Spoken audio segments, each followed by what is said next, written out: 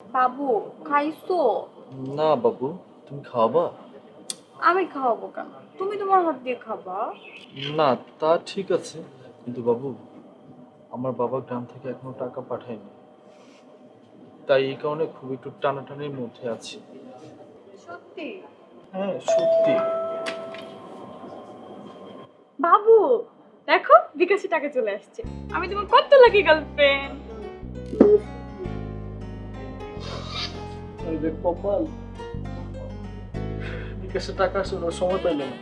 তুমি রাক্ষস নাকি লাকি, এটা আমার কিছু ভালো আর কে জানবে বলো? বাবু কিছু কইছো? না বাবু, আমি কি বলবো।